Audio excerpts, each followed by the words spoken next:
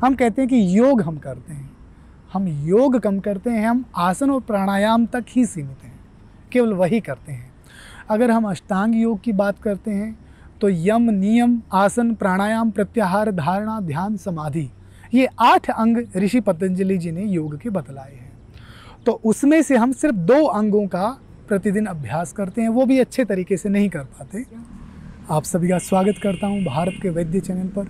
दोस्तों, हम बात कर रहे हैं योग की। आज के समय में हर दूसरा व्यक्ति कहता है, पूछता है, क्या करते हैं? सुबह योग कर रहा हूँ। ये योग है क्या?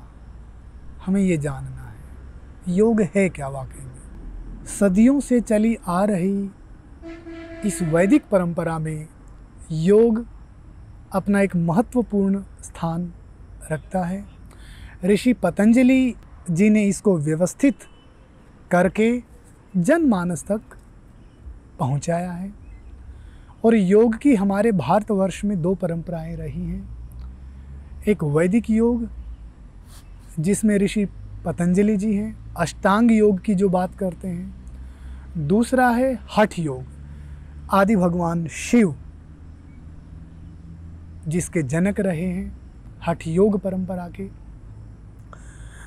जहाँ अष्टांग योग आध्यात्मिकता के रास्ते पर आरूढ़ करता है, वहीं हठ योग हमें शारीरिक रूप से मजबूत बनाते हुए अनेकों अनेक सिद्धियां प्राप्त कराते हुए ईश्वर तक लेके जाने का मार्ग बतलाता है।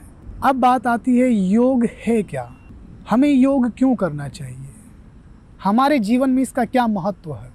मेरे से अनेक बड़े योगाचार्य रहे हैं, उन सभी को मैं नतमस्तक करता हूँ।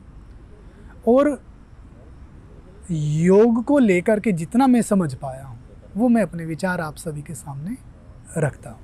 दोस्तों, योग हमें शारीरिक रूप से, मानसिक रूप से और आध्यात्मिक रूप से मजबूत बनाता है। जब व्यक्ति शारीरिक रूप से मजबूत होगा, मानसिक रूप से मजबूत होगा और आध्यात्मिक रूप से मजबूत होगा, तभी वह अपना स्वयं का, अपने परिवार का, अपनी सोसाइटी का जहाँ वो रह रहा है, अपने समाज का, जिस समाज में वो रहता है, उसका भला कर पाएगा। और जब अपने समाज का भला होगा तो ही हम एक अच्छे राष्ट्र का निर्माण कर सकते हैं। पिछले काफ़ी वर्षों से अनेकों अनेक योगाचार्यों ने, योग ऋषि स्वामी रामदेव जी, स्वामी करमवीर जी, अयंगर जी, इस तरह के अनेकों योग ऋषि रहे हमारे भारतवर्ष में, जिन्होंने योग का खूब प्रचार और प्रसार किया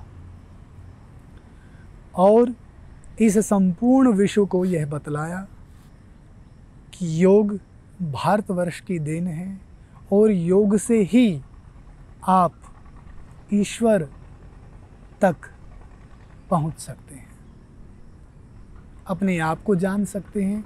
जब हम अपने आप को जानते हैं, अपने आप को जान पाएंगे, तभी हम ईश्वर को समझ पाएंगे।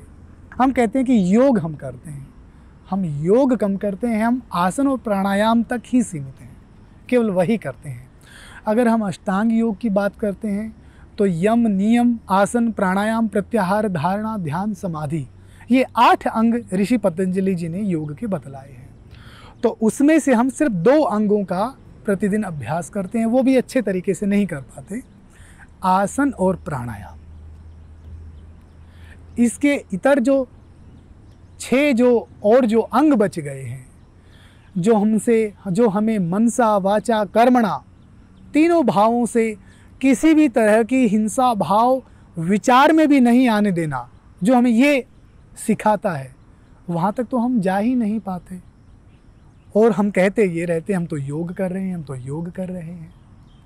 हाँ, आसन और प्राणायाम महत्वपूर्ण है, वो विशेष है, लेकिन वो विशेष इसलिए है कि शरीर रूपी जो ये मशीन है, ये जो ढांचा है, ये स्वस्थ रहे।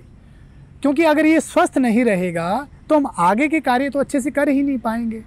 आप किसी भी चीज़ को ले लीजिएगा, आप सामान्य अपने कार्यों को ले लीजिएगा, अगर आप बीमार रहते हैं तो आप अपने कार्य को अच्छे से नहीं जो है पूर्ण कर सकते। ठीक इसी तरह से है आध्यात्मिकता का रास्ता, ईश्वर का रास्ता। तो उस ईश्वर के रास्ते तक पहुंचाने के लिए हमारे हठ ऋषियों ने, हमारे वैदिक ऋषियों ने ये अष्टांग योग और हठ योग का मार्ग बतलाया कि आप इनको करें, इससे शरीर को स्वस्थ बनाएं। और कहते हैं ना कि स्वस्थ शरीर में ही स्वस्थ मन का वास होता है, और जहाँ स्वस्थ मन का वास आ जाता है तो वहाँ स्वस्थ विचारों का वास होता है, और स्वस्थ विचारों से ही हम एक अच्छे समाज का निर्माण कर सकते हैं, अच्छी सोसाइटी का निर्माण कर सकते हैं, अच्छे भारत के भविष्य का निर्माण कर सकते हैं। तो दोस्तों, इस योग को हमें अच्छे से समझना है। आसन प्राणायाम करते हुए हमें यम नियम, धारणा, ध्यान, समाधि को भी अच्छे से समझना है। हमें इन सब को समझते हुए हमें हठ योग को भी अच्छे से समझना है कि वाकई में ये क्या है। थोड़ा सा थ्योरिकल भी हमें इनको पढ़ना चाहिए, उसके अनुरूप थोड़ा कार्य भी करना चाहिए। ये कार्यों को जब हम करेंगे, थोड़ा सा थ्योरी को भी समझेंगे, पढ़ेंगे, तो आप देखेंगे कितना अपने आप में एक अद्भुत इस विषय में रुचि आप प्राप्त कर पाएंगे। और यह रुचि आपको धीरे धीरे एक स्टेप बाय स्टेप होते हुए ऊपर तक एक अच्छे मार्ग पर आपको पहुंचा देगी। मेरा सभी दर्शकों से, सभी श्रोताओं से ये निवेदन है कि हठ योग और योग को करने से पहले उसको जानना ज़रूरी है, उसको समझना ज़रूरी है। जब आप उसको अच्छे से समझ पाएंगे तभी आप उसमें अपनी रुचि लेकर के कार्य कर पाएंगे, रुचि के अनुरूप उसमें अभ्यास कर पाएंगे। इन्हीं बातों के साथ मैं अपनी बात को विराम देना चाहता हूँ। फिर आगे मिलते हैं एक नए विषय के साथ। आपका मित्र योगाचार्य वरुण आर्य। नमस्ते।